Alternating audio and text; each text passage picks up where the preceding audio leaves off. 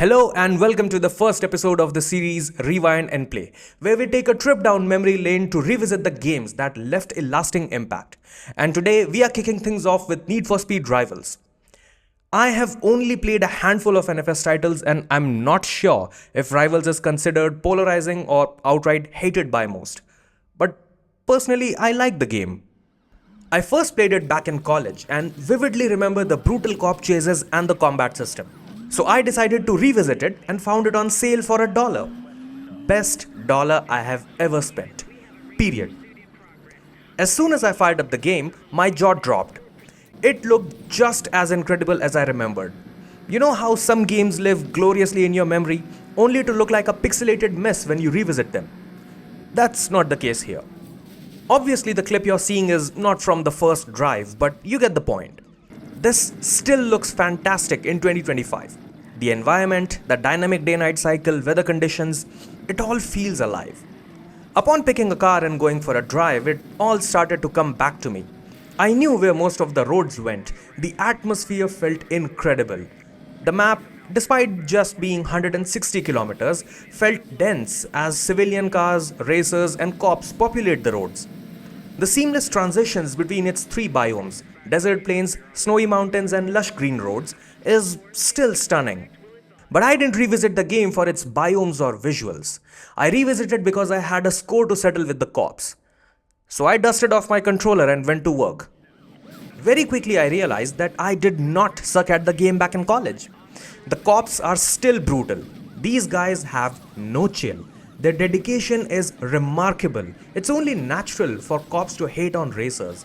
But here, they're so relentless that at times it straight up felt like bullying. These guys are not here to mess around. They take their job very, very seriously. As serious as Liam Neeson in Taken, Tom Cruise in Mission Impossible, Bruce Willis in Die Hard, Arnold in Terminator, Keanu Reeves in not John Wick. My point is, they will ram you, force you into the wall, surround you, use pursuit tech, and just to make sure you're suffering enough, summon an annoying helicopter to drop spike strips on your face so you get to hear those three magical words that will redefine fear. Vehicle damage critical. I always panic when I hear this and very rarely I make it to a fuel station. I'm not sure why, but my driving skills are directly proportional to the health of my car. The more it depletes, the more mistakes I commit. And the best part about the chase is that those spike strips will affect the cops and other racers as well. In a way, it feels right. Cops shouldn't be invulnerable to them, And damage scale is quite aggressive as well. The moment your health bar dips below 30%, that is when you feel a surge of adrenaline, especially when the heat level is 10. Cops show up with faster, more beefier cars like Veyron and Agera that can wipe half of your health in a single blow while you're desperately trying to make it to a fuel station. But that's the appeal of the game, right? It lives up to its name, Rivals. And such is the case with the plot. Unlike modern games with complex storylines, Rivals kept it simple. Let me summarize the entire plot.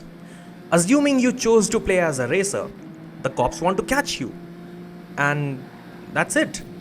No tasteless characters with mind-numbing cliches, a nonsense storyline, nor a completely unnecessary redemption arc. Just pure, unfiltered cat and mouse chase. This simplicity is one of the game's strengths.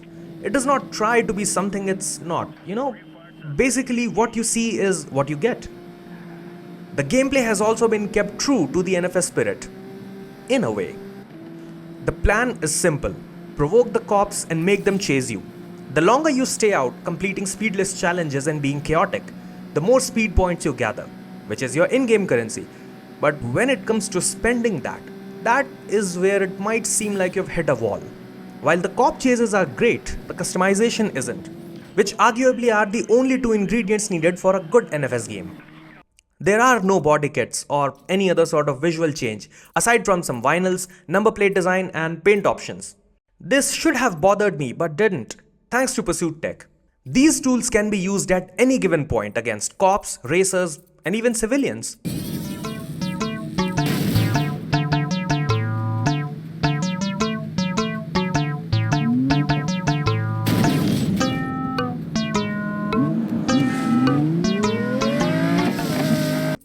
And the fun part is, cops or racers can use them on you as well.